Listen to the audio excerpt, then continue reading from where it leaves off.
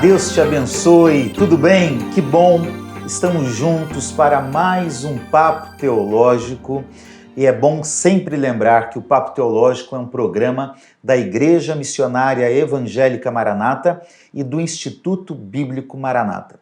Se você ainda não segue o IBM e a igreja, convido você a entrar agora na sua rede social e seguir a gente aí no Instagram, no Facebook e também se inscrever no nosso canal do YouTube. Assim você vai acompanhar toda a nossa programação, tanto a nível teológico quanto as programações da igreja. E hoje nós estamos aqui para um papo teológico bem diferente, num formato especial. Acho que é o primeiro desse formato, com dois irmãos queridos que estiveram conosco há algum tempo na nossa Conferência Maranata de Teologia, nossa primeira conferência realizada no final do mês de outubro de 2021. E hoje nós vamos entrevistar esses queridos irmãos. Para fazer essa entrevista comigo está aqui o pastor Patrick, da nossa igreja da Tijuca. Tudo bem, pastor? Tudo bom, pastor Assir? Tudo bom, nossos irmãos? Daqui a pouco o pastor Assir vai apresentá-los. É muito bom estar com você aqui hoje e tenho certeza que, mesmo que no formato diferente, vai ser bênção para as nossas vidas. Está também com a gente o pastor Vinícius Couto, da Igreja do Nazareno de Vinhedo, interior de São Paulo. Pastor Vinícius, que bom recebê-lo aqui, seja muito bem-vindo. Muito obrigado, pastor Assir, muito obrigado, pastor Patrick também, prazer estar com vocês aqui. E, por fim, o nosso querido irmão Gutierrez Fernandes, da Igreja Evangélica Assembleia de Deus, Ministério de Belém, em São Paulo, está conosco aqui. Tudo bem, Gutierrez? Seja bem-vindo. Tudo bem, Assir. Prazer estar aqui com os irmãos. Vai ser um prazer fazer esse bate-papo. Muito bem, gente. Então, nós vamos orar agora pedindo a bênção de Deus para o nosso programa e que tudo que falarmos aqui seja de bênção para a sua vida. Queremos orar por você também que está passando por um momento difícil, por você que está precisando de oração nesse momento. Nós estamos aqui juntos intercedendo por você. Eu quero convidar o pastor Patrick, por favor, para fazer essa oração. Vamos orar. Senhor, muito obrigado por essa mais uma oportunidade, pelas nossas vidas, nós quatro aqui, cada irmã e cada irmão que está conosco atrás da tela também, que de alguma maneira, na tua infinita sabedoria, pelos teus caminhos, o Senhor nos abençoe aqui e cada irmão e irmã que, de alguma maneira, seja edificante para nossas vidas, não apenas conceitualmente, mas também de forma prática, Senhor. Que o teu Espírito esteja agindo em nossas vidas. Nós confiamos totalmente e dependemos totalmente do Senhor. Em nome de Jesus. Amém. Amém. Meus queridos irmãos, no mês de outubro do ano de 2021, nós realizamos na Igreja Missionária Evangélica Maranata de Campo Grande a nossa primeira conferência de teologia. Foi uma bênção, mais de 700 pessoas inscritas participando do evento. Nós tratamos a nossa identidade, quem nós somos, e para isso nós falamos sobre o protestantismo, sobre o arminianismo, o pentecostalismo e sobre o ser maranata. E dois dos nossos queridos palestrantes que lá estão aqui hoje para participar desse programa. Então, nós vamos tratar hoje aqui, gente, dos dois temas que vocês discorreram lá. Pentecostalismo, né, que o Gutierrez trabalha, e arminianismo, que o Vinícius Couto trabalha. Tá certo? Podemos fazer esse acordo? Né? E eu e o pastor Patrick ficamos aqui entrando no meio da conversa, né? Tá certo? Então espero que seja bênção na sua vida. E para começar, gente, eu vou começar aqui com o Gutierrez, à minha direita. O que é ser pentecostal, Gutierrez? Ser pentecostal tem a ver com um vínculo histórico de um avivamento, né? O avivamento da Rua Azusa. O que foi esse avivamento? Foi um avivamento sobre um conceito que é o batismo no Espírito Santo, que tem a ver com uma experiência com o Espírito que me enche para o trabalho, para a obra. É uma força que o Espírito nos capacita para fazer esse trabalho com eficácia e da melhor maneira possível, né? Dentro da... aliás, fora até daquilo que é meramente potencial humano, né? Algo que vem diretamente de Deus. Então, isso que identifica um pentecostal, é alguém interessado em receber essa experiência do Espírito para que seja cada vez mais eficaz e ousado na obra de Deus. Você identificou a Rua Azusa, que nós sabemos que é um início, e esse início se deu por um movimento formal, né? Sim. Quando a gente diz assim, historicamente o pentecostalismo como um movimento surgiu ali nos Estados Unidos e Azusa é um referencial. Isso não quer dizer que na história da igreja nós não tenhamos experiências pentecostais, por assim dizer, correto? Correto, assim, sempre houve na história da igreja falar em línguas, profecias, curas. Se a gente pega ali no 2º século, você tem um escrito de Irineu de Leão, por exemplo, que é um pai da igreja, que atesta que havia até ressurreição no 2º século, né? Então até esse tipo de milagre ocorria. E aí você pega outros movimentos como os montanistas, como os crackers, como até alguns grupos puritanos, alguns grupos metodistas, no decorrer da história sempre houve esses movimentos. Agora a diferença do pentecostalismo é que ele foi um movimento carismático, resgate dos dons espirituais, como vários outros movimentos na história da igreja, só que ele era essencialmente evangélico. Então ele tinha a ideia de limitar também pela palavra. Então foi um movimento que já tinha esse controle da palavra. E foi isso que permitiu que o movimento pentecostal, diferente de outros movimentos carismáticos na história, sobrevivesse. Interessante. Então você pode ver, todo movimento carismático na história durou uma geração. Morreu o líder, ou morreu aquela primeira geração, ele acaba. E aí por quê? Porque ela tem a tendência ali, porque não tinha nenhum tipo de freio, de caminhar para extremismos. Com o pentecostalismo houve extremismos, houve extremistas no nosso meio, sempre houve, é claro. Mas não o movimento como um todo, porque houve esse controle da palavra, fruto da cultura evangélica. Inclusive, se bem me lembro, por exemplo, na ênfase teológica do pentecostalismo no Brasil, a gente está falando de ênfase teológica para usar a expressão, mas a gente sabe que o crescimento da teologia pentecostal tem se dado aí em algumas décadas, Sim. alguns anos, né? Mas lá no início da chegada no Brasil, os pentecostais que aqui chegaram, eles tinham uma ênfase teológica mais nas áreas que precisava, deixa eu usar entre aspas, provar. Bibliologia, tem que provar na Bíblia que a experiência é bíblica. Sim. Pneumatologia, obviamente, por causa do Espírito Santo. E escatológica, né? Sim. Porque o pentecostal é conhecido pelo seu viés escatológico. Então isso também tem a ver, tem uma relação com esse apego da Bíblia que os primeiros pentecostais que aqui chegaram firmaram. Tem tudo a ver. Inclusive, os primeiros pentecostais no Brasil eram conhecidos como os Bíblias. Interessante. Porque eles carregavam a Bíblia até... iam na feira e carregavam a Bíblia. Então esse carinho, esse apego pela Bíblia sempre foi marca do movimento pentecostal. Isso não quer dizer que a gente não tem uma história de anti-intelectualismo. Mas é curioso porque, pegando o Brasil como exemplo, a gente teve aqui no Brasil uma aversão ao estudo teológico formal, isso é um fato, isso ocorreu especialmente nas Assembleias de Deus, mas não uma aversão ao estudo da Bíblia em si. Sim. Havia a chamada escola bíblica de obreiros, né, que é uma tradição até hoje nas Assembleias de Deus, mas só que naquela época, ali no início da igreja, era um evento de um mês. Todo santo dia, estudo bíblico e tal. O que se tinha medo, até porque os missionários vieram de um contexto europeu, é que o estudo formal de teologia caminhasse por uma espécie de liberalismo teológico, que era realmente que era uma realidade, uma no realidade, início do século XX. Era uma devastação que a Europa estava sofrendo, e eles tinham medo que isso se repetisse no Brasil. E aí também esses missionários eram de tradição pietista, que era uma tradição, especialmente na Escandinávia, com forte desconfiança dos intelectuais, de maneira geral. Então, nesse sentido, também meio que casou essa tendência anti-intelectual, né? Mas o apego à Bíblia, como verdade, como palavra de Deus, sempre teve no pentecostalismo, né?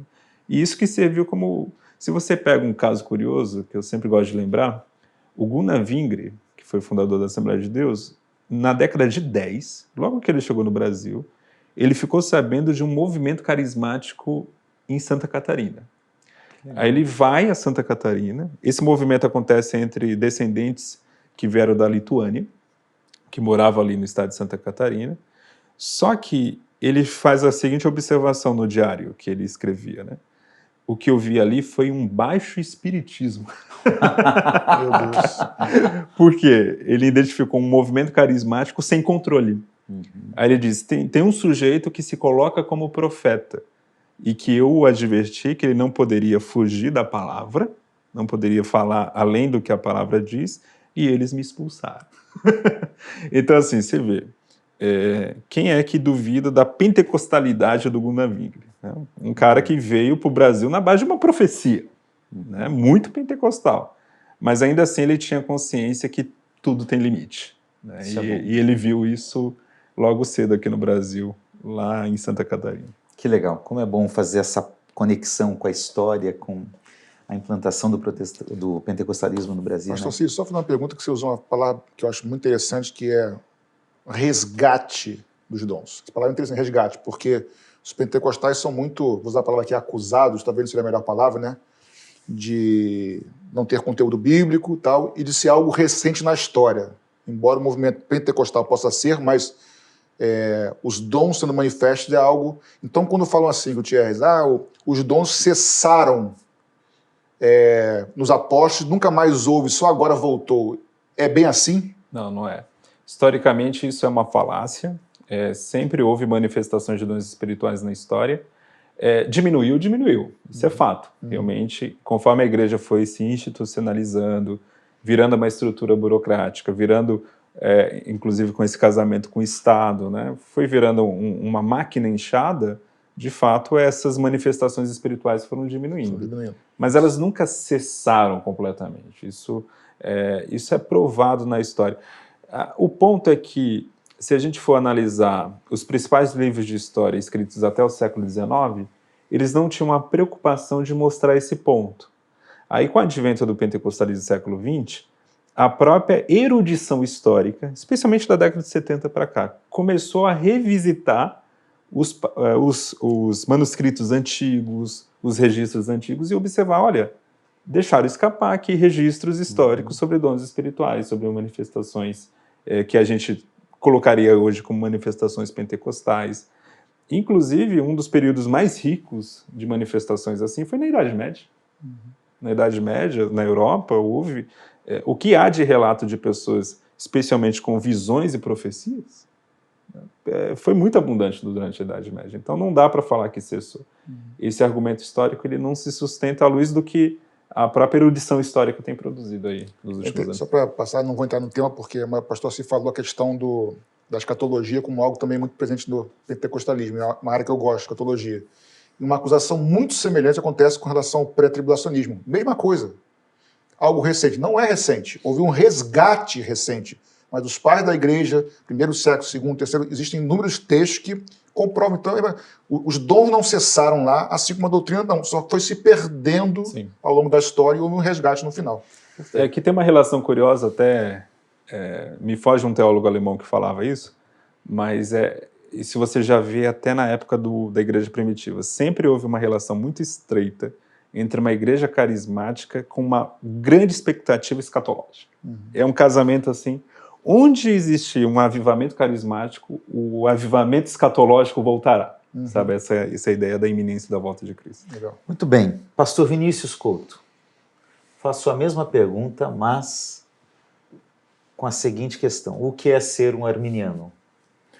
Pois bem, um arminiano é alguém que se identifica especificamente com alguns ensinos de um teólogo holandês do século XVI para XVII, chamado Jacó Armínio, né? Mais no campo da discussão da doutrina da salvação, como a gente chama soteriologia, né? Armínio ensinou, obviamente, muitas outras coisas, tem muita coisa que precisa, inclusive, até ser conhecida nele, né? Um dos pontos, talvez, que eu possa comentar aqui um pouquinho depois é a respeito da ideia da tolerância que a gente encontra nele também, tolerância religiosa, liberdade de consciência, que é um outro tópico super interessante em Armínio, né? Mas, geralmente, a gente fala de Armínio e de arminianismo Na mecânica da salvação. Na mecânica da salvação, resumidamente ali em 5 pontos que os seus seguidores depois escreveram para protestar contra o calvinismo rígido da Holanda, né? E quais seriam esses pontos, né? Vou pela ordem deles ali. O que era mais importante para eles era questionar a questão da incondicionalidade da salvação, aquela ideia da predestinação acontecendo na eternidade passada. Então eles trazem no primeiro momento a ideia da eleição sendo condicional. Esse é o primeiro item que eles trazem ali na lista da remonstrância, né? Como eles ficaram conhecidos. Deixa eu aproveitar, porque às vezes as pessoas... você acredita na doutrina da predestinação como se os arminianos não acreditassem no que a Bíblia diz sobre predestinação, né? Parece que é só um outro grupo, né? O calvinismo, que acredita na predestinação. E não é isso, né? Não, não é. Na verdade, Armínio defendia também predestinação, eleição, só que de uma forma condicional. Esse é um primeiro ponto. Mas tem outras nuances da predestinação também que são válidas, né, de serem mencionadas, como, por exemplo, a eleição para o trabalho, para o serviço. A gente pega um texto de João 15, que muita gente pensa que Jesus está usando ali aquela fala, não foi vocês que me escolheram, eu escolhi vocês, né? E aplicam isso à salvação, e não é um texto que ele está falando de uma eleição para o serviço, a eleição missionária dos apóstolos, né? Que inclusive tem um paralelo interessante numa aplicação mais abrangente para a igreja, em Efésios 4, né, quando diz ali, ele mesmo deu uns para apóstolos, profetas, evangelistas, pastores e mestres. Ou seja, não é a gente que escolhe a vocação, é ele que nos vocaciona, né? Então esse é um outro item aí também.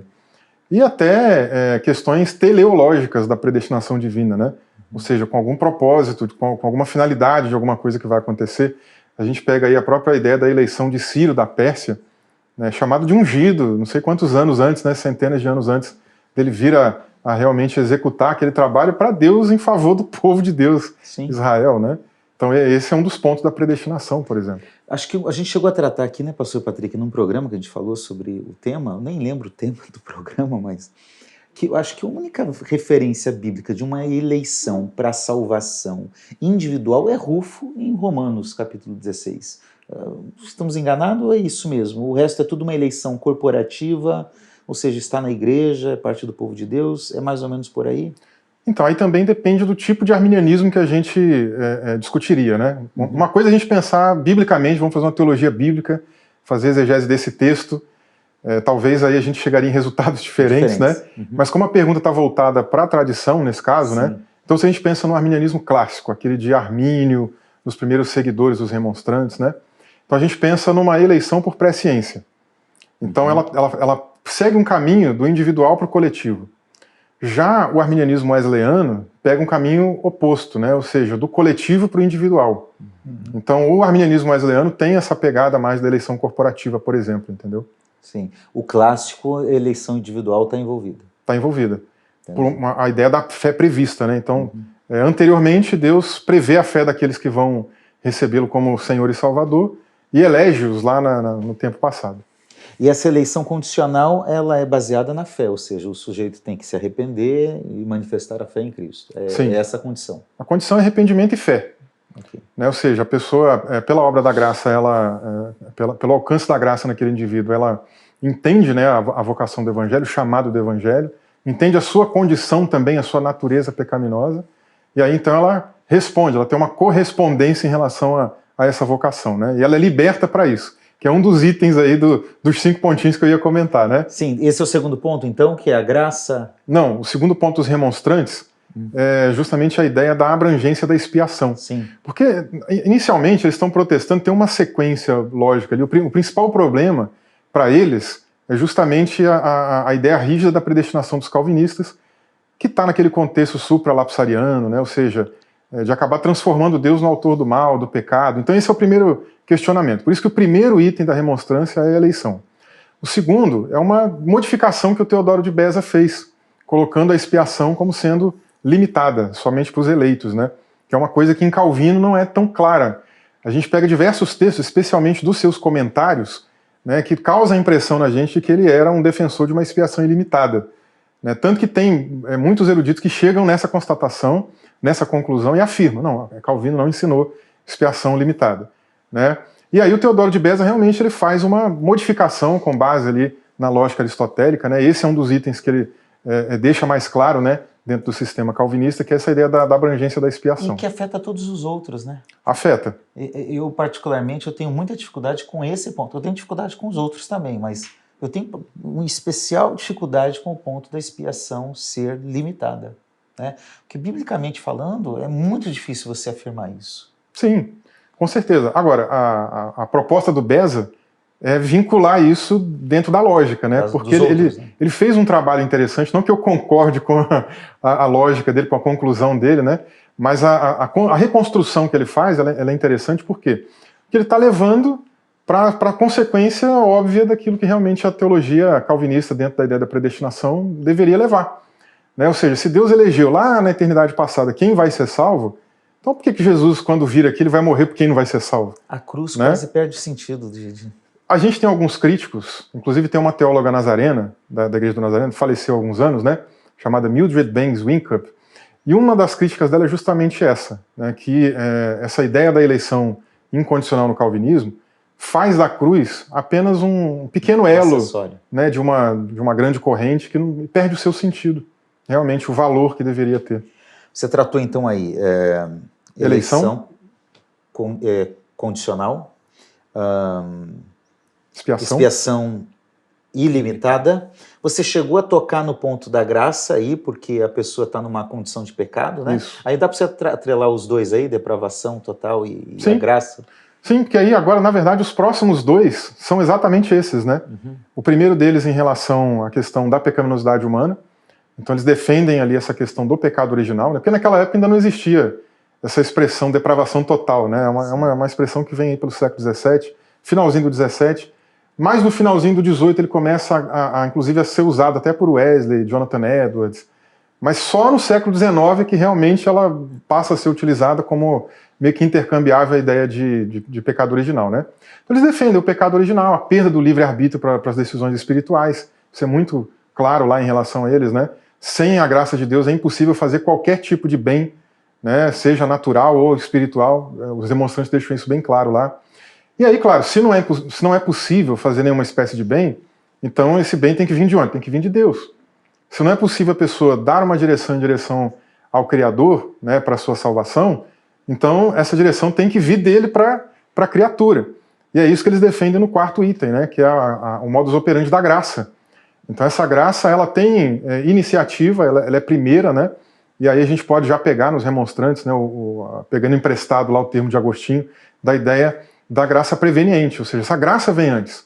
E ela não só vem antes, como ela também tem a finalidade, né, tem a função de libertar esse arbítrio que está escravizado pelo pecado e iluminar o pecador para que ele, então, a partir desse arbítrio liberto pela graça, possa responder a essa oferta de salvação. Então, os 4 primeiros pontos são esses aí. Essa graça, nos facts, seria o primeiro, né? Não. Mais ou menos. Mais ou menos. Mais ou menos. É porque essa proposta do facts, ela é recente, é de um teólogo americano chamado Brian Abbassiano, né? E assim, para a gente aqui ela é interessante porque ela é didática, né? Eu acho legal que até a Tulip, ela conseguiu, né, proliferar, né, essa ideia do calvinismo por causa dessa coisa didática. E é bem interessante, porque até a questão da flor mesmo, né, tem tudo a ver com a cultura lá da Holanda, pegou muito bem. Então foi uma tentativa interessante que fizeram nos Estados Unidos, né, essa ideia do facts. O primeiro item seria essa ideia de feitos livres pela graça, seria o arbítrio liberto, né, que eu mencionei. Sim. Então, claro, tem um modus operandi da graça para tornar realmente aí, né, esse arbítrio liberto. Então, tem ali um pouco disso também. Tem uma relação. Sim. E o último aspecto é a segurança em Cristo. Segurança em Cristo, exatamente. Exatamente. Porque mesmo a gente encontrando, e aí acho que é válido mencionar isso, né? A gente tem tipos de arminianismos diferentes, né? Então, a gente tem esse arminianismo mais clássico, que é esse aí de Armínio, alguns dos primeiros remonstrantes, porque depois tem outros remonstrantes mais para frente, aí, início do século XVII, que acabam destoando de Armínio, defendendo até um livre-arbítrio, uma outra pegada de humanismo fora do tipo de humanismo cristão que vinha sendo passado até ali, né? Então a gente tem esses primeiros remonstrantes que seguem um pouco dessa linha, e quando chega na segurança, a gente tem um bom debate sobre isso, porque Armínio não é muito claro em relação à possibilidade de apostasia, embora tenha alguns estudiosos que afirmem que ele defendeu isso sim, mas eu não acho que é tão claro, eu acho que isso aí é uma coisa bem obscura, tanto que divide eruditos arminianos em relação a isso. A gente tem os arminianos wesleyanos, que para eles é fato, né, a questão da possibilidade de apostasia e da realidade também. Mas a gente também tem os arminianos de 4 pontos, né? Os batistas, normalmente. Que geralmente são os batistas, né? Que acreditam aí que uma vez que a pessoa está salva, ela nunca mais vai perder a salvação. Então, o melhor termo que a gente pode usar é justamente segurança da salvação. Porque independente da possibilidade ou não da apostasia, todos acreditam na segurança. E aí a chave hermenêutica para isso, dentro da teologia, é a ideia da união mística com Cristo. Se alguém está em Cristo, que é também uma outra ideia da eleição, está em Cristo, está salvo. É a garantia da salvação. Perfeito, perfeito. Queria fazer um comentário, se puder, um comentário, porque às vezes eu não aguento. Se você puder, eu vou pensar. Não, porque você é o cara que manda aqui, cara. E você sabe que ele é o que manda aqui. Depois eu vou te fazer uma pergunta para ajudar os nossos irmãos. Primeiro, essa questão de perder ou não perder a salvação, eu acabei de escrever um comentário bíblico sobre Hebreus, por exemplo, verso a verso, versículo por versículo.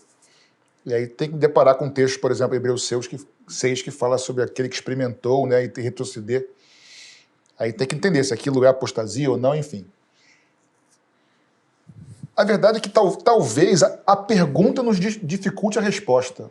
Perde ou não perde salvação? Porque se uma pergunta é equivocada, já traz problemática na resposta.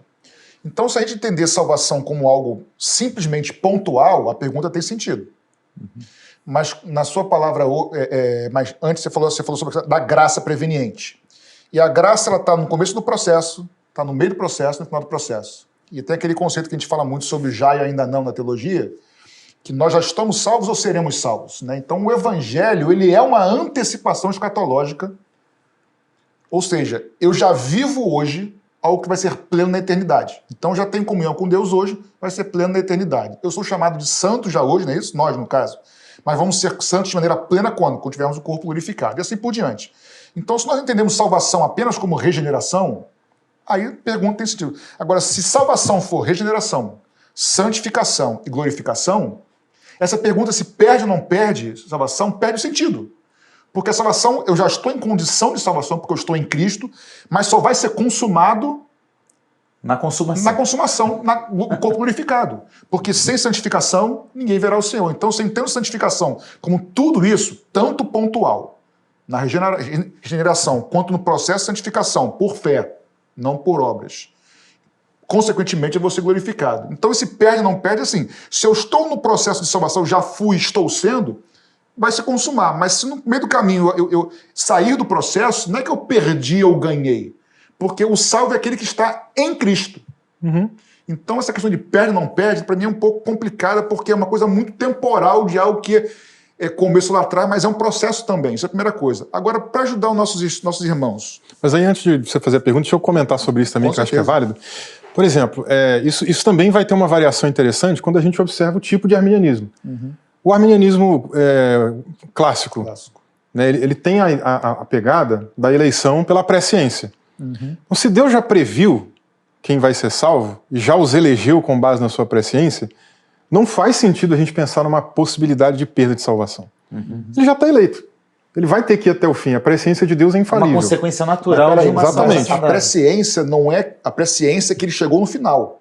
Sim, mas é infalível. Deus vai falhar na sua presciência? Não vai. Não, mas quem chegou no final... Segundo se eu entendi correto, não estou discutindo assim, se está certa essa linha deles, o que Deus previu é que a pessoa completaria a carreira. Sim. E não que no começo ela ganhou ou perdeu. Isso não importa. Não, então, aí, nesse caso de Armínio não importa mesmo. Exatamente isso. Porque se ele já previu, a presciência é infalível. Ele vai chegar lá.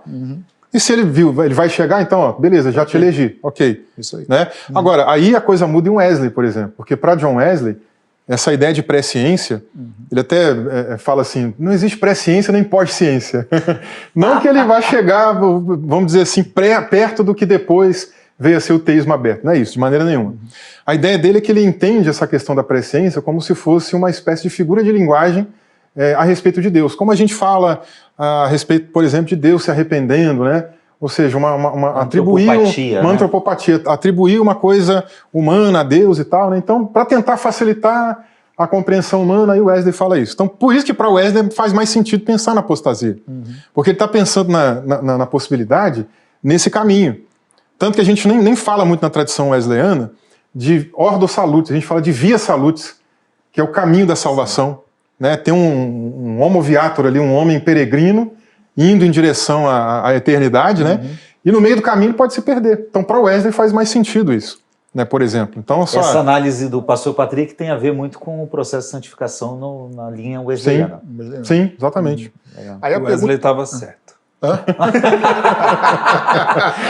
Você, como um bom nazareno, deve ser wesleyano, né? Ó, pessoal, vocês estão vendo aí, tá gravado. Né? Fui eu que falei, não. Mas a pergunta que eu ia fazer tem a ver com isso, por exemplo. O pastor Assis citou que, às vezes, os arminianos são contestados como se não cresce na predestinação ou eleição. Sim. E também cremos. Cremos já se assumir que somos arminianos. Mas qual é a diferença entre a predestinação? É bem específica a pergunta. A predestinação, em que se baseia, qual é o fundamento da predestinação para uma linha calvinista e a predestinação e eleição para uma linha arminiana? Porque as duas nós cremos igualzinho, mas o que se baseia, o que diferencia uma coisa da outra? Então, a predestinação no pensamento calvinista, ele não abrange só a questão da salvação, ele abrange tudo, na verdade, né?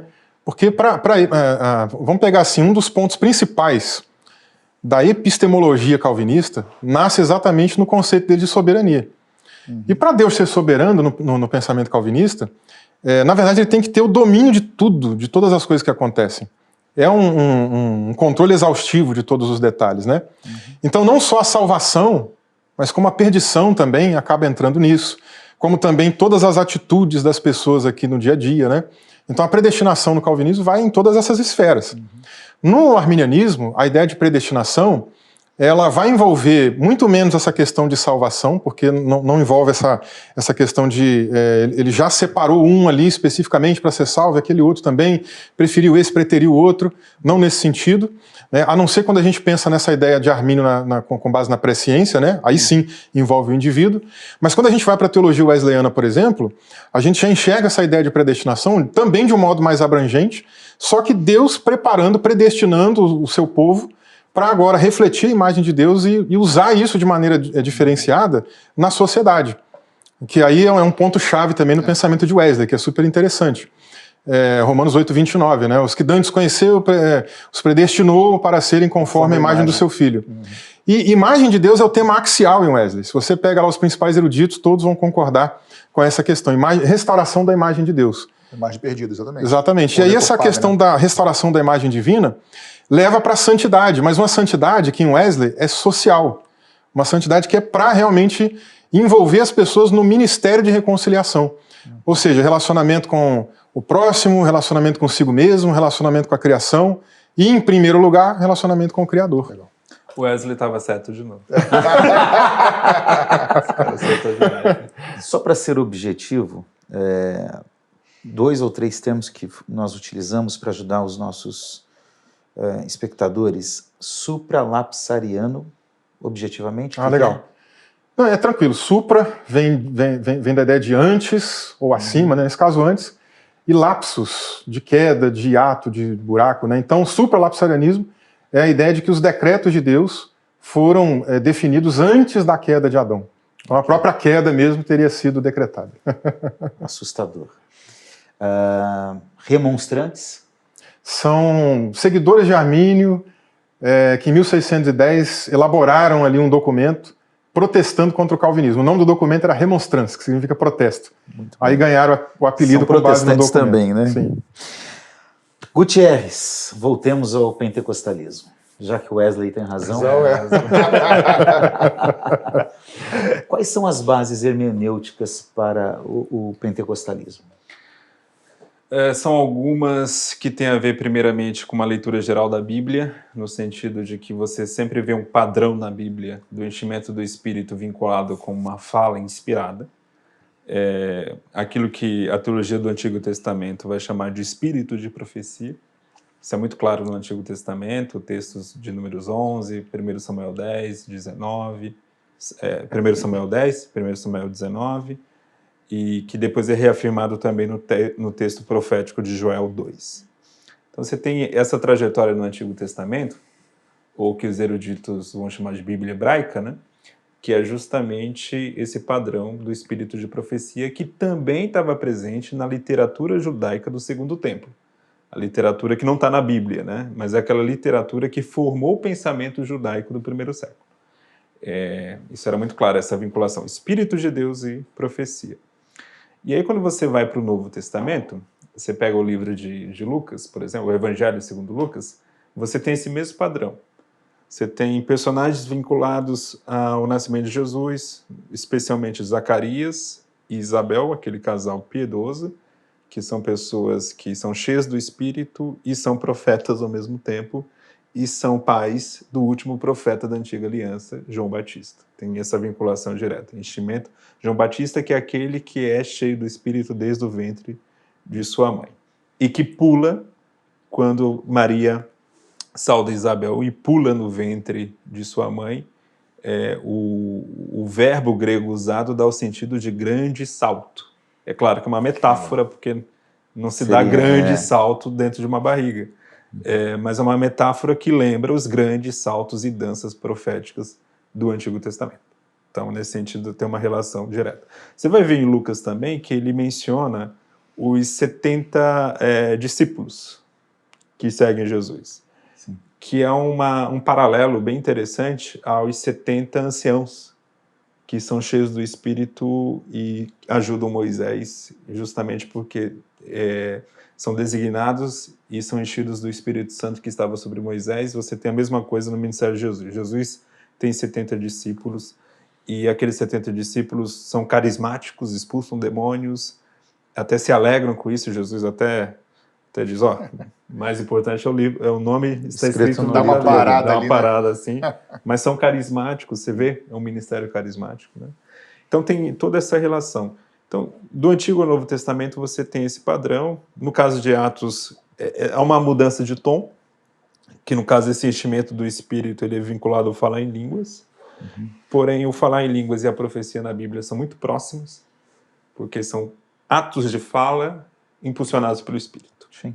Então, é sinal da presença do Espírito sinal também. Isso, é um sinal. E se você pega... Isso que é interessante. Tem um caso bem interessante que é o pentecostalismo como movimento nasce oficialmente no dia 1º de janeiro de 1901, se a gente pega uma foto histórica. Porém, no final do século XIX, tinha um teólogo alemão, pai da crítica das formas, histórico crítico, liberalzão mesmo. Esse era bem liberal, que era Hermann Gunkel. O Hermann Gunkel ele foi fazer um trabalho sobre Atos, sobre Lucas de maneira geral, sobre a obra do Espírito Santo em Lucas. E ele fala, olha, o sinal do enchimento do Espírito em Lucas é a glossolalia. Assim, histórico crítico. Histórico que quer dizer que é alguém que olha para o texto com dúvida, enxergando mitos, que tem que tirar o mito e tantas outras coisas, né? O histórico crítico não necessariamente é liberal, né? Nesse sentido. Mas ele era. Nesse sentido, ele era, né? Ele era desse que ia ver mitos e tal. Mas ele fazendo uma leitura técnica do texto, o que Lucas põe aqui como sinal do enchimento do Espírito? É a glossolalia. E aí ele conclui isso tecnicamente, escreve isso no final do século XIX, algo que os pentecostais vão pregar de maneira popular a partir do início ali do século XX. É muito curioso esse casamento histórico do que estava acontecendo lá na Alemanha, na academia alemã, e estava acontecendo nos Estados Unidos, no avivamento pentecostal. Aí alguém pode acusar, tá vendo? É liberalismo. Não tem nada a ver. Mas corta aí, Edson. Tem gente que faz umas viagens. Não, mas teve gente afirmando isso esses dias, né? Eu fiquei uma coisa não tem assustado nada. Com o tipo de afirmação que você fez. Eu não esperava isso. Eu só chamo a atenção do Hermann Gunkel porque ele foi fazer uma leitura técnica do texto. Ele foi honesto intelectualmente. Foi honesto. Foi ler o texto, não posso negar aqui que em Lucas o sinal do enchimento do Espírito é a glossolalia. Assim como no Antigo Testamento era a profecia. Né? Tem essa relação. Né? Aí, até interessante se você pega o Eduardo Schneider, não é Schneider o sobrenome, mas é parecido com isso, agora vou esquecer o sobrenome, mas foi um teólogo suíço, reformado no século XX já, em meados da década de 50, ele vai escrever um paper sobre isso, reafirmando a mesma coisa que o Hermann Gunkel tinha falado. Isso é uma base. Outra é que você tem em Atos um escrito com propósitos teológicos. Não só Atos, mas Lucas, mas Mateus, mas Marcos, João, todos escreveram com uma agenda teológica. Entendam bem essa palavra, não é que eles adaptaram ou criaram uma história de Jesus para cumprir uma agenda, não. Eles foram fazendo um recorte da história de Jesus conforme a necessidade das suas comunidades. Quando você pensa isso, é o seguinte, é igual, por exemplo, eu vou contar a história da minha vida, digamos assim. Digamos que eu vou contar a história da minha vida e você quer saber sobre a minha vida sentimental. Eu não preciso falar do meu nascimento, da minha educação escolar, não preciso falar nada disso. Eu vou falar logo de como eu conheci e tal, como foi o primeiro encontro.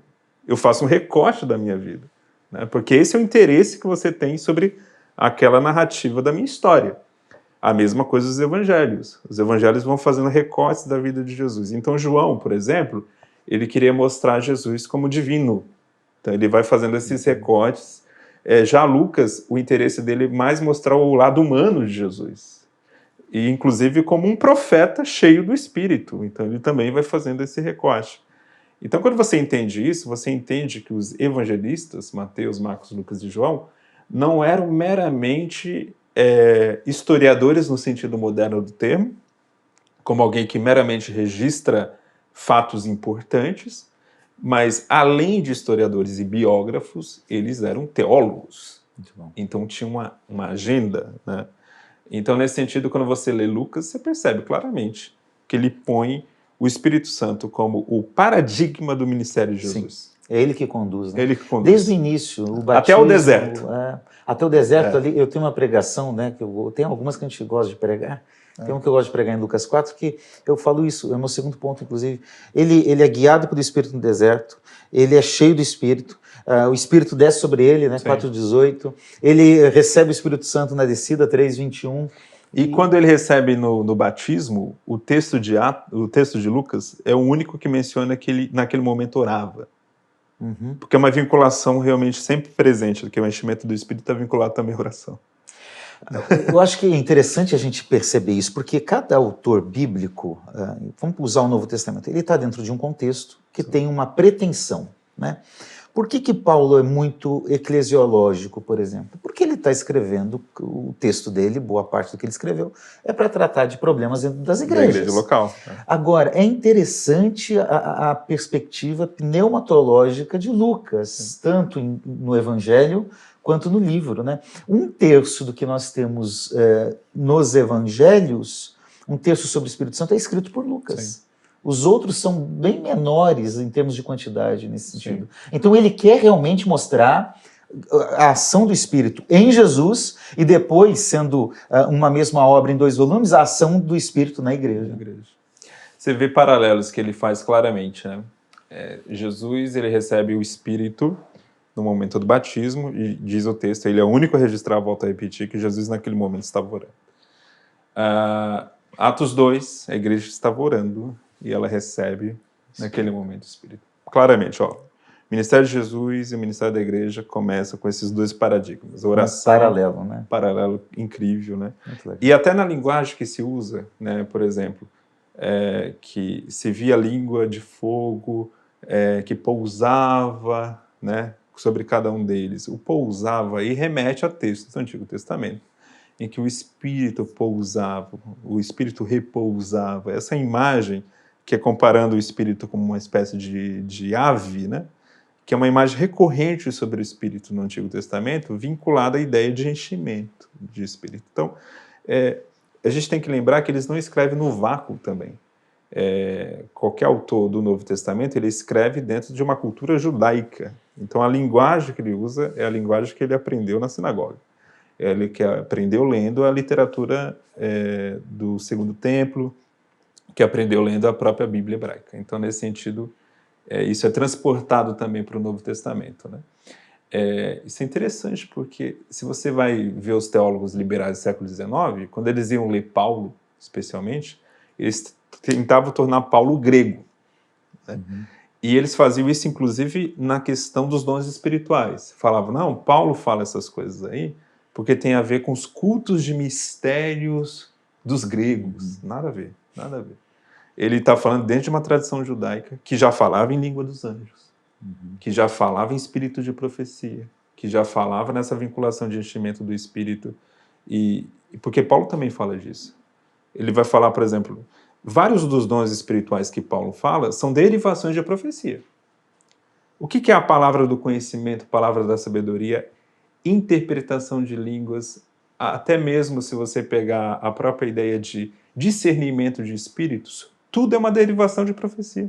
Tudo é uma espécie de iluminação do espírito. É verdade. Sabe? É verdade. Eu nunca tinha pensado sobre essa perspectiva, mas é interessante. Para ver a importância da profecia e do Espírito Santo vinculado, né? Em Paulo isso também está presente, não só em Lucas. Muito bem, é que eu estou vendo alguém ali desesperado para falar. Não, eu só achei legal porque ele pontuou junto com você a questão do batismo, receber o Espírito Santo. Acho que eu já falei em algum programa sobre isso. A figura da igreja como corpo de Cristo eu acho fundamental para a gente entender. Isso não é só uma metáfora, um modo de falar. Se a gente olhar para Jesus, a gente entende muita coisa da igreja. A questão da imagem de Cristo, a igreja, porque Jesus ele foi gerado pelo Espírito Santo. Aí lá no batismo a gente diz que ele recebeu o Espírito Santo. Como assim?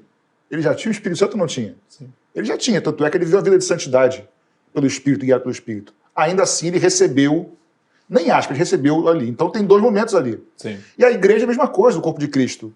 Quem é a igreja? Aquele que é gerado pelo Espírito. João 20, Jesus fala assim como o Pai me enviou, eu envio vocês. Ele sopra. Aí eu falei assim, certa vez, como é que o Pai enviou a Cristo? Ele é gerado pelo Espírito, primeiro, nasce, no caso, literalmente pelo Espírito, e depois no batismo ele recebe o Espírito Santo para capacitação, vamos dizer, para o ministério. Com o crente é a mesma coisa. A gente é primeiro gerado pelo Espírito, não literalmente, porque... E depois, esse segundo momento não tem a ver com regeneração, com nascimento, porque a pessoa pode não ter o segundo momento, como nossos irmãos, que não são batizados no Espírito Santo, e ainda assim fazem parte da igreja, porque nasceram de novo. Mas esse segundo momento é para todo aquele que nasceu de novo. Porque assim como o Pai enviou o Cristo, ele nos envia, gerado pelo Espírito, depois para experimentar essa capacitação e revestimento de poder. Então, isso é uma base para o pentecostalismo. Sim. Entendeu?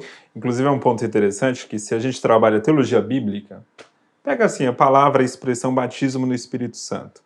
Ela vai ter esses dois sentidos. Em 1 Coríntios, ela tem um sentido de regeneração. Uhum. Em Atos e no Evangelho, ela tem sentido de uma experiência posterior que está vinculada a uma capacitação para o ministério ou para a evangelização.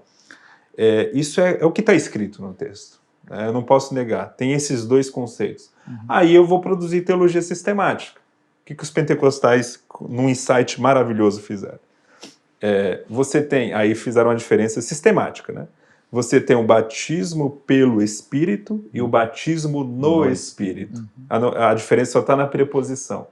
Batismo pelo, porque quem é o agente desse batismo é o Espírito, e o elemento, porque a ideia do batismo aqui é a ideia do mergulho, né?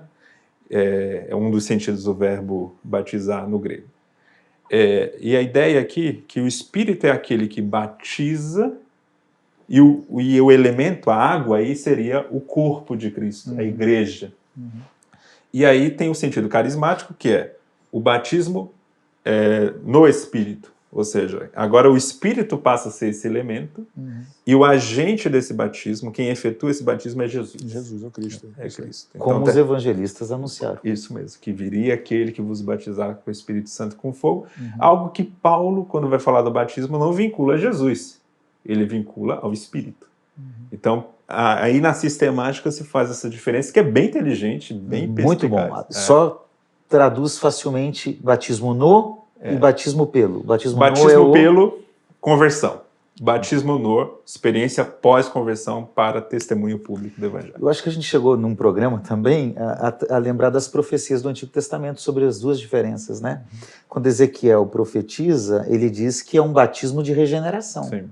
Mas quando Joel profetiza, e que Pedro vai lembrar isso em Atos 2, você percebe que é um batismo que resulta em experiências estáticas, Sim. Visões, sonhos. Ou seja, profecias. A própria profecia do Antigo Testamento aponta para dois tipos de... E a primeira menção que Joel levanta é a profecia. É verdade. Ela que carrega as demais. É verdade, né? porque tinha uma ênfase no Antigo Testamento. É uma ênfase. Então, isso na teologia bíblica a gente chama de a tradição de Joel, a tradição de Ezequiel. Né? São duas profecias, e claramente Lucas está dando ênfase à tradição de Joel, e Paulo está dando ênfase à tradição de Ezequiel. Mas as duas são bíblicas. E se complementam. Se complementam. E as duas têm que ser lidas num todo, né? E é isso que é o trabalho da sistemática, né? De fazer também. Muito bem, muito bom, gente. Vamos lá. Pastor Vinícius Couto, quais são as bases hermenêuticas para o arminianismo?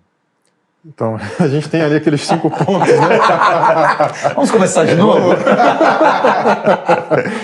Vamos lá, vamos... Eu diria que vai de Gênesis 1 a Apocalipse 22. Mas vamos tentar aqui ser sucinto, né? Que é uma pergunta para uma resposta longa, mas dá para desenvolver ela rápida, né? Vou trabalhar agora os 5 pontos do arminianismo já num contraponto à TULIP, para de repente ficar mais fácil, né? A TULIP é um acróstico que o calvinismo criou. T, total depravação. U, eleição... Ih, gente, perdão. E olha que eu coloquei aqui, mas era alarme. É o inimigo mesmo. U, de eleição incondicional. L, expiação limitada. I, graça irresistível. P, perseverança incondicional dos santos, né? Contraponto, nesse caso, né? O primeiro ponto da depravação é praticamente idêntico, né? Mas para não deixar a base hermenêutica de fora, vamos lá. Tudo começa com o modo como a Escritura aponta para a gente a queda de Adão. Ou seja, a desobediência de Adão e os efeitos que isso causaram, né, para a humanidade são explicados principalmente pelo apóstolo Paulo em Romanos 5,12. Pelo pecado de um só homem veio o pecado no mundo, pelo pecado a morte, e todos pecaram, né? Tem também a ideia de Paulo falando sobre uma segunda morte, implícita, né? Porque a ideia da segunda morte está mais em Apocalipse, mas implícita também porque ele fala da ideia que o salário do pecado é a morte, e o dom de Deus é a vida eterna, né? Então a gente tem ali uma noção também, né, de uma primeira morte que acontece no Éden, morte nesse sentido da alienação, que Paulo vai desenvolver também diversas vezes ali na condição do homem natural, né?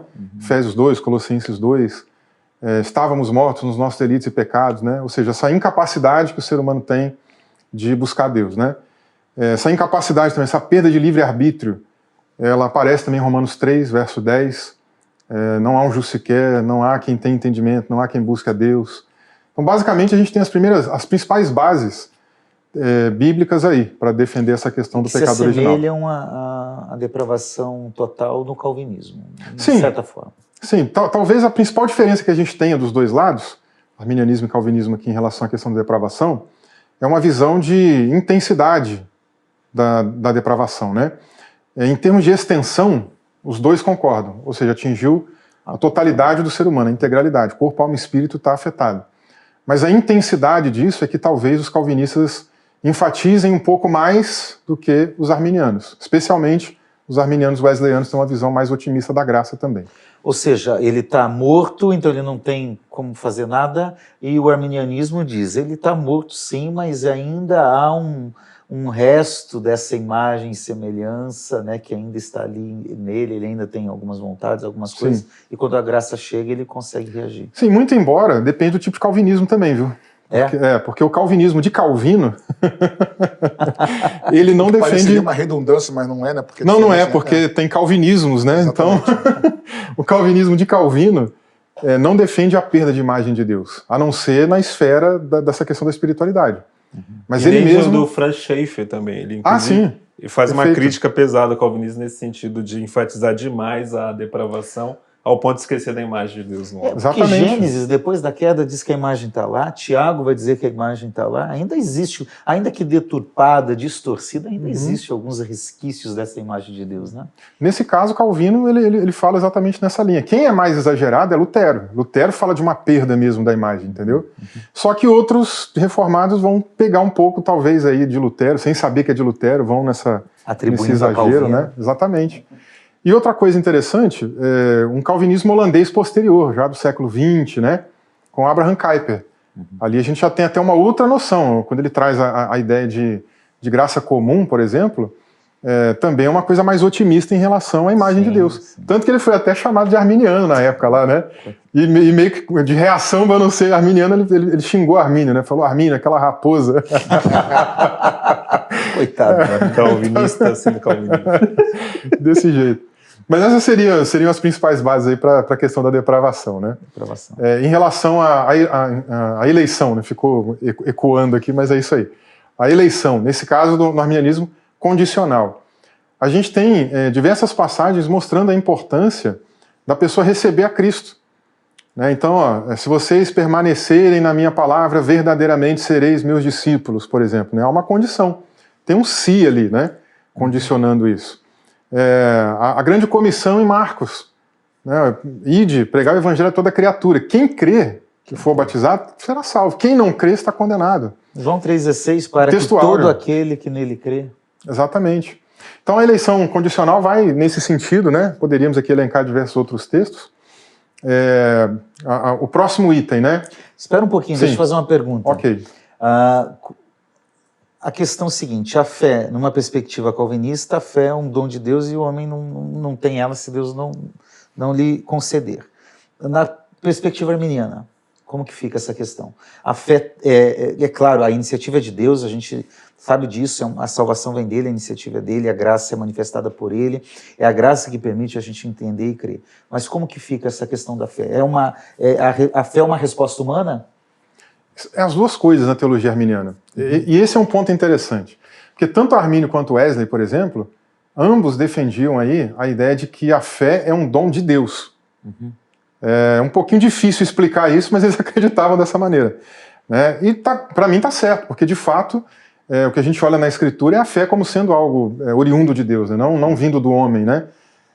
Agora, ela só consegue ser executada ou respondida pelo ser humano porque a graça veio antes operando isso, doando esse dom. Sem isso, não tem, a pessoa está morta, né? Não tem fé para poder responder. Né? Agora, pela ação da graça, é que isso de fato acontece.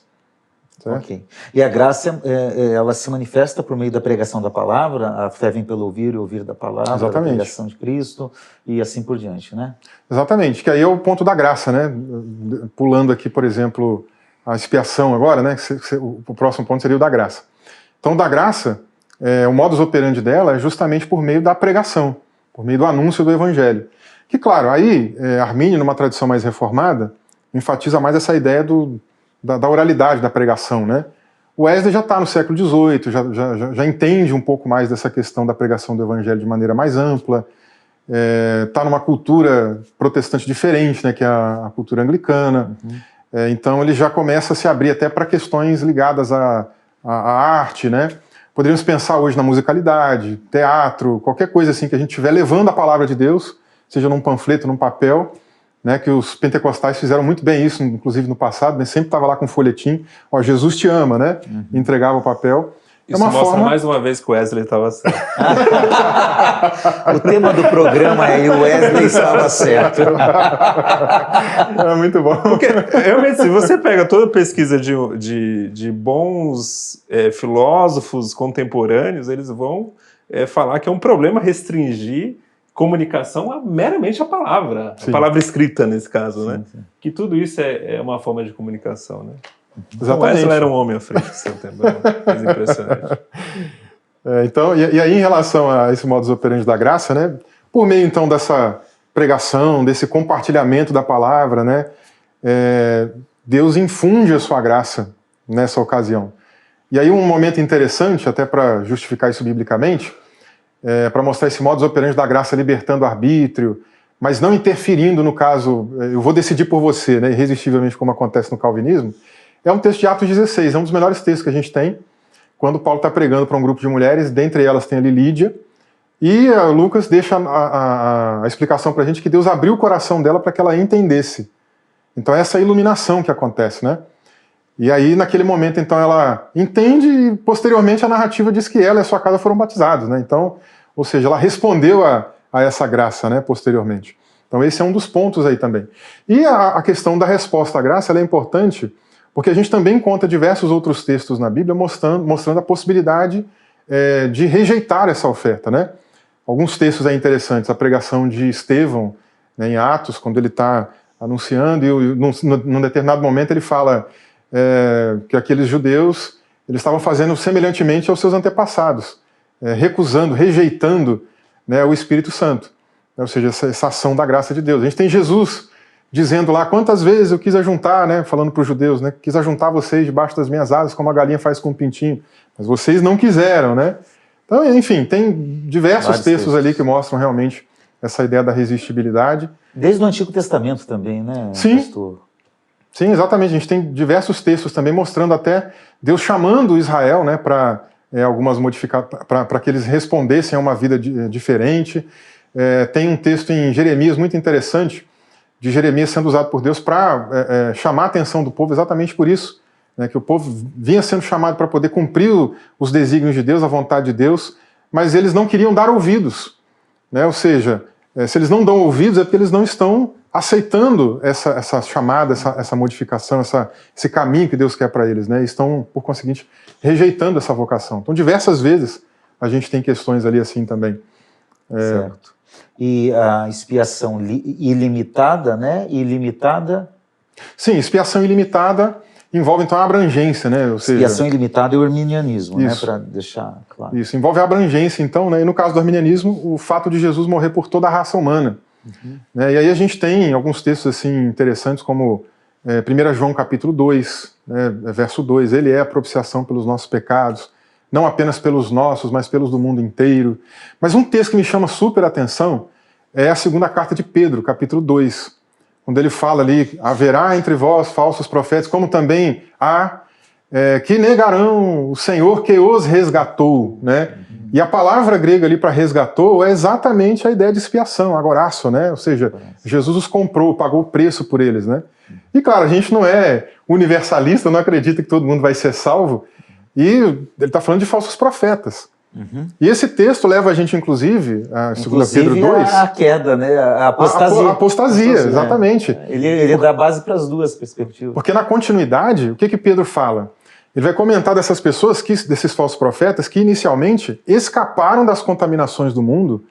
E aí, é interessante a gente pegar essa fala dele aqui para depois entender o provérbio que ele cita no final. Porque as palavras gregas que ele usa aqui não são à toa. Né? A ideia, por exemplo, de contaminações envolve ali uma palavra pesada para alguma coisa muito imunda, muito impura. A ideia de escapar, né, também não está na voz ativa, não é uma coisa que eles fizeram, né, não é uma atitude deles. É uma coisa que vem de fora, é um verbo conjugado com a voz passiva, né? Alguém tirou eles de lá, exatamente. E eles escaparam, e a ideia de escape ali é de um lugar inescapável, é impossível para eles fazerem isso. Então alguém os retirou de lá, né? E nesse sentido depois, pensando ali dessas contaminações, né, essa coisa horrível de onde eles foram tirados, eles acabam deixando de ser vencidos outra vez por esse mundo e voltam para lá. E o estado se torna pior do que antes. Aí o provérbio faz sentido, né? Quando ele pega um provérbio popular ali e menciona, né? O cão volta para o seu vômito, a porca lavada volta ao espojadouro de lama. Uma vez um amigo meu calvinista falou, tá vendo? Ó, nunca deixou de ser porco, nunca deixou de ser cachorro, nunca mudou de vida.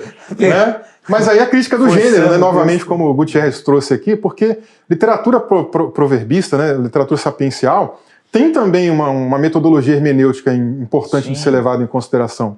Os provérbios não são coisas que a gente precisa levar ao pé da letra literal, né? São palavras de sabedoria popular. É o princípio que tem que ser tirado. Exatamente. Né? É isso aí. E o último, segurança da salvação em Cristo?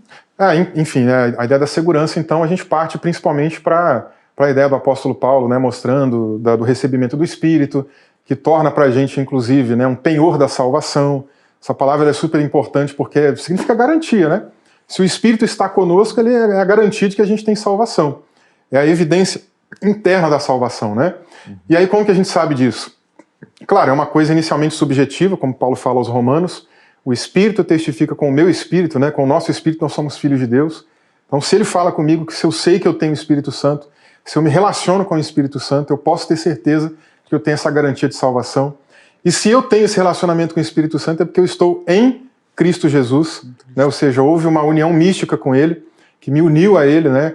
De maneira invisível, e aí por conta disso eu também tenho essa segurança dessa salvação. E uma evidência externa é a consequência dessa vida de Cristo, né? Dessa habitação do Espírito em mim. E se Ele habita em mim, inevitavelmente eu vou querer viver de maneira santa, para a glória de Deus, e não de maneira pecaminosa, achando que é tudo normal, né? Então a evidência externa envolve o fruto do Espírito, por exemplo, que, de novo, vincula ao Espírito Santo. Isso. E que você recebe a salvação pela fé em Cristo e você permanece na fé em Cristo. Você continua Exatamente. em fé. E aí a possibilidade de traduzir fé também por fidelidade, né? Exatamente. Uma vida em fidelidade. Exatamente. Muito bem. Tranquilo, gente? Tranquilo. Nós tínhamos planejado 5 perguntas para cada um, mas só deu 2. Né? Então, nós vamos ficar por aqui. Eu acho que a gente também contemplou bem o que a gente tinha pensado em conversar. Eu quero agradecer imensamente pela presença de vocês. Obrigado pela presença primeiro na conferência. Né? Certamente vocês abençoaram lá os nossos membros e as pessoas que estavam lá. E também hoje aqui no nosso Papo Teológico. Muito obrigado, né? Os 2 vindo de São Paulo e participando aqui com a gente. Que Deus abençoe vocês. Obrigado. Certo? Amém. Deus abençoe vocês. Se quiserem dar um tchauzinho e se despedir, fiquem à vontade, por favor.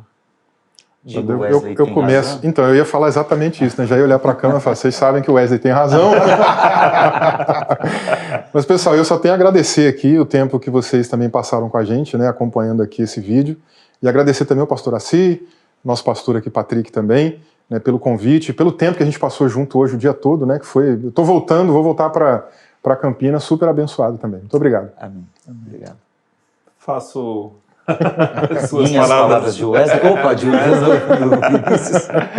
Não, mas eu agradeço toda a recepção de toda a igreja, de toda a equipe, né? Todo mundo foi fantástico aqui na conferência e um prazer também falando agora com os irmãos via vídeo, que seja para edificação de todos. Amém. Pastor Patrick.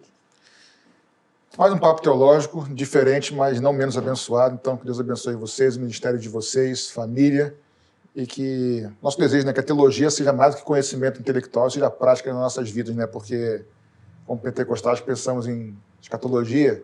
O Senhor está voltando, que a gente esteja cada vez mais parecido com Ele. Não é isso? Amém. Deus abençoe vocês. Gente, eu também agradeço a vocês. Obrigado. Eu quero lembrar você que esse é um programa da Igreja Missionária Evangélica Maranata, também do Instituto Bíblico Maranata, e que esse programa é sustentado pela oferta, pela contribuição dos irmãos membros dessa igreja. Se você quiser ofertar e contribuir, também as nossas contas estão passando aí na sua tela. Você pode fazer isso abençoando para que esse programa, os outros programas da igreja e os nossos projetos de expansão, de pregação do evangelho continuem acontecendo para a glória de Deus. Você conhece a Igreja Maranata, uma igreja séria, que cuida muito bem da administração financeira e que tem levado o evangelho à frente aqui no grande Rio de Janeiro. Então, participe conosco. Certamente será bênção para a propagação do evangelho de Jesus. Antes de nós terminarmos, eu gostaria de orar. Eu gostaria de pedir ao pastor Vinícius que orasse pelos nossos espectadores, pelas famílias, por aqueles que estão doentes, enlutados, que o Senhor possa trazer conforto e consolo a todos. Amém. Amém. Oremos. Senhor, primeiramente agradecemos a Ti, ó Pai, por esse tempo precioso, edificante.